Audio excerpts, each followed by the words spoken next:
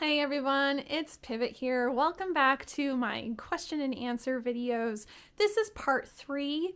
I'm going to hopefully wrap this up in part 3, but we may go into a part 4 depending on how this goes. So I'm going to start with questions about my body, and then we'll go into social aspects, trail aspects, and then future plans. Okay, so up first is body. There's not very many questions about this, so this will be nice and quick. So, how many inches did I lose, and or how much weight did I lose? Honestly, I only lost about, I'm gonna say 15 pounds in actual weight.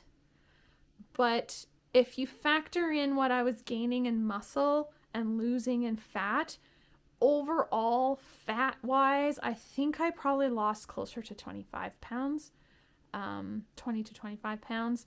I didn't measure myself in inches, but I can tell you that I dropped a couple of sizes in shorts and shirts. My boobs, which have always been my problem area, were finally not a problem anymore. And I was honestly slimmer than I have ever been in my entire life. I remember looking at my body in the mirror after a shower somewhere in Washington, and I was like, wow, this is a shape I have never seen before. And it felt really good. Like, it felt really good to be that lean and strong and like not carrying a whole lot of extra body fat. But as for exactly how many inches, I'm not really sure because I didn't actually measure it, but I did drop down about 2 short sizes. How did your arms and legs handle being bare in the sun, and did I get burnt at all? Yeah, I got burnt a little bit, but in the desert, I started out in shorts. I wore shorts the whole time, except for the odd day here and there. And I did start out with a long sleeve Echo shirt, which I wore for 2 days. And then I switched to the short sleeve shirt and never looked back. I only wore the long sleeve shirt if it was going to be cooler out, because the long sleeve shirts in the desert made me so much hotter. And I know that this is a thing that they say, like long sleeves keep you cooler. Maybe, but I don't think that's accurate for everyone. It was not accurate for me. I felt much cooler in t-shirts and shorts. So that's what I did. But because I had my skin bare, I did wear a lot of sunscreen in the first month.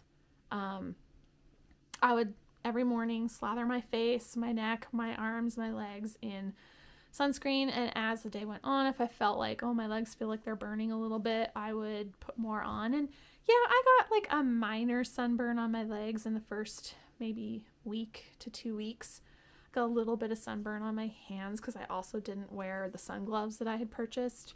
Because I just didn't like being covered in stuff. Like, being covered in clothing was making me hot, so I just didn't.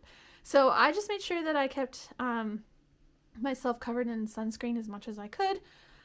Got like some minor sunburns, but like that was only within the first couple of weeks, and then after that my skin was fine. And honestly, by mid-California, I wasn't even wearing sunscreen anymore, and it was like super hot out.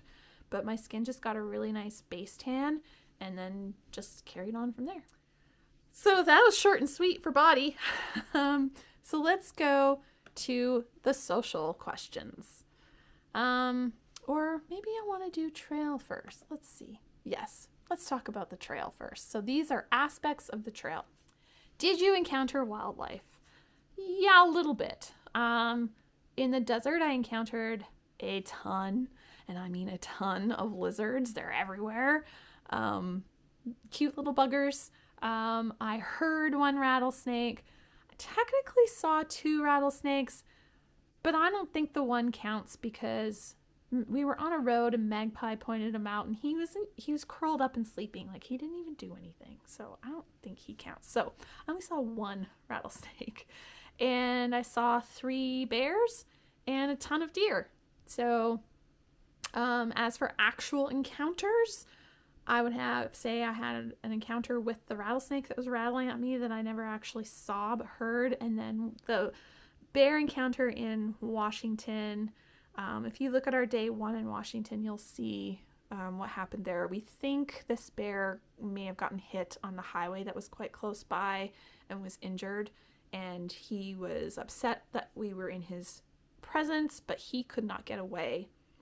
It was very sad, so he ended up just surrendering and laying down, and we continued past him. But no, like, bad wildlife encounters. I did have several really cool encounters with hummingbirds along the way that were just amazing. Hummingbirds are now my, like, favorite bird ever.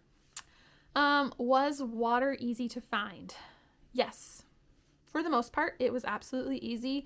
The Far Out app indicates where water sources are, and like right near the end of our trip they updated their app so that it actually shows you this scale of like reliability. Is it a good water source? Is it like fully flowing, like a flowing frenzy, or is it like almost dry? They've got this little scale thing going on, so that's super helpful.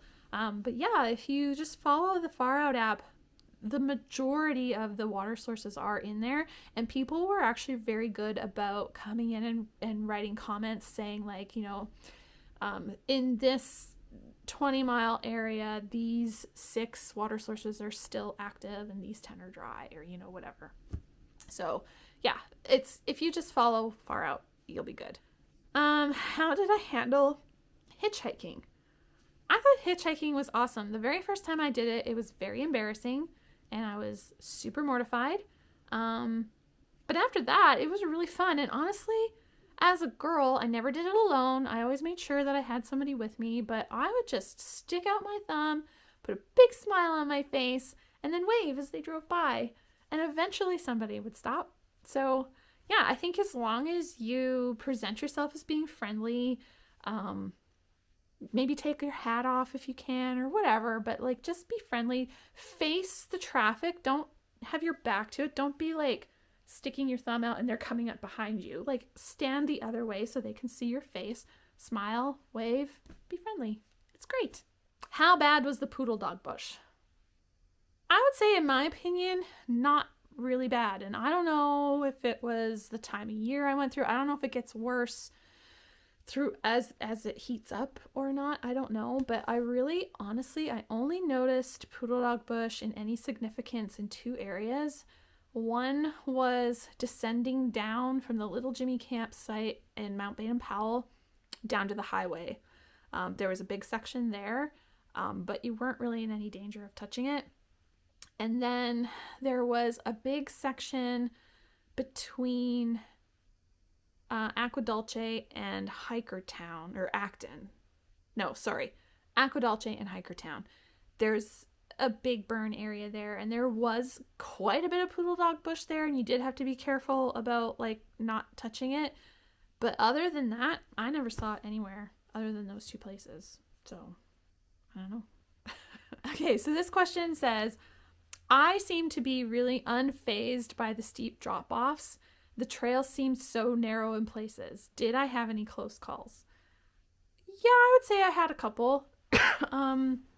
There were quite a few places. And the unfortunate thing about filming is that typically you're filming the good parts. When you're in a like sketchy situation, you're so focused on surviving this moment that you don't think about pulling your camera out and videoing it. So there was a lot of those sketchy moments that I didn't actually capture because I was just in the moment of like, how am I going to get over this or through this? So yeah, there were quite a few places where like the trail had either sloughed off or it just was really sketchy or like felt sandy, so it felt like you could slip off. There were quite a few of them, and I don't know that I would say I had any close calls, but I definitely had a lot of like, oh my god, how am I going to get across this moments. So, did the sound of frogs and other animals keep you up at night? No, because I wore earplugs every single night. Yes, every single night. And there were a couple times when I tried, but I found, like, we were in Beryl Springs and I tried to not use my earplugs that night, and the frogs, they were singing, And the problem with me with noises, if it's not a consistent rhythm, it keeps me awake. If it's a consistent rhythm, it lulls me to sleep. But the frogs were singing and they'd be doing something and then they would quit. And then they would come back and they would do something else and then they would quit. And like, it was never consistent. That kind of noise keeps me awake. So I ended up having to put my earplugs in. And when I would have my earplugs in, I wouldn't really hear anything and I would just sleep really well. So recommend earplugs. Afternoon siestas. You didn't do them. Why? So, you know, the saying, 11 to 3 under a tree. Here's the thing. If you want to live that way, fine, do it. I have no judgment to people that follow the siesta rule, but I do have a problem with the people that follow it that say that you must do it and that you must siesta in the afternoon, or that you don't. You don't have to. And here's why.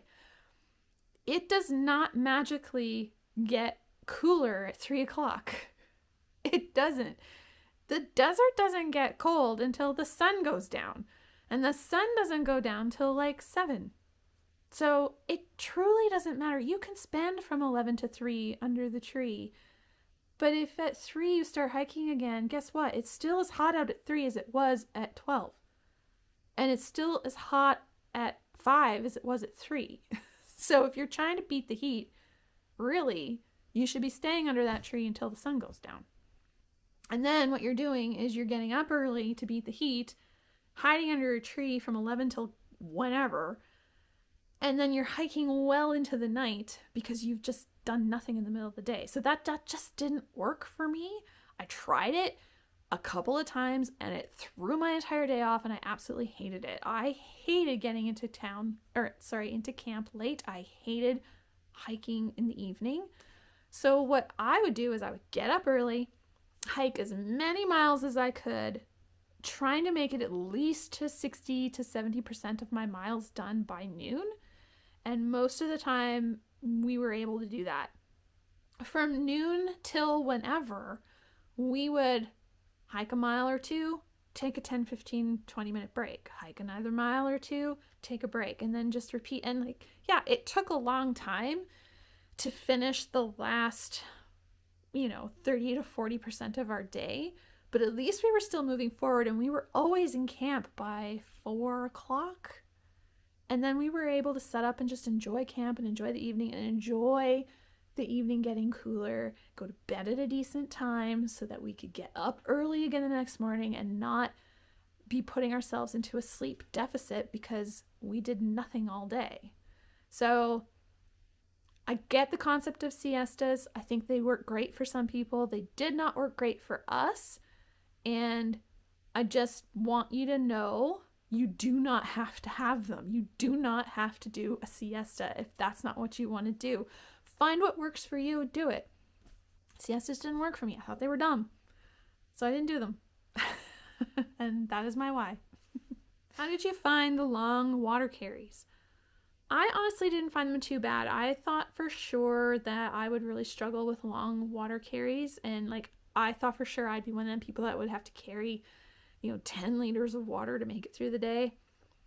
But as I went on, there were days where we would hike 18 miles and I would only drink 3 liters of water. And I'm not saying that's a good thing. I'm just saying you end up adjusting, your body adjusts, and you don't have to carry 6 to 8 liters of water all the time. In the early days in the desert, probably recommended because you're acclimating. But by the time you're in NorCal, a long water carry is really not that big of a deal because you're not having to carry 6 liters of water anymore, because your body only needs 3 or 4. If you would have skipped an area, which one would it have been?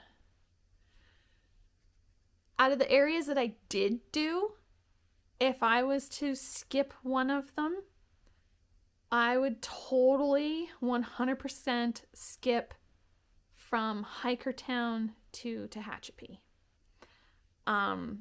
The LA Aqueduct, I know Hikertown and the Aqueduct, it's this big thing.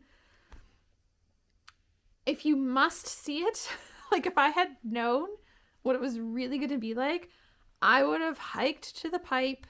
I would have got my pictures along the pipe and been happy, and then I would have turned right back around, and then I would have caught a ride from there to Tehachapi. In full honestly truth, it was the worst section of trail. The LA Aqueduct is boring. It's flat. It's stupid. You're walking on road or concrete. The pipe part is like, I don't know, maybe half a mile long, if that. I would say it's probably not even half that, you know. It's not. and then you get into the world of the windmills, and the windmills honestly made me feel sick. The woof woof constantly. And guess what? There's 5,000 of them in the area. Yeah. Like, you don't see them all, but there's 5,000 of them there. So 5,000 things doing whoom, whoom. Like, it made my stomach sick. And it took me quite a while to realize what it was that was making me feel so ill.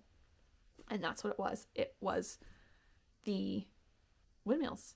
So between the long friggin' road walk of the LA Aqueduct, like, skip it. Just skip it.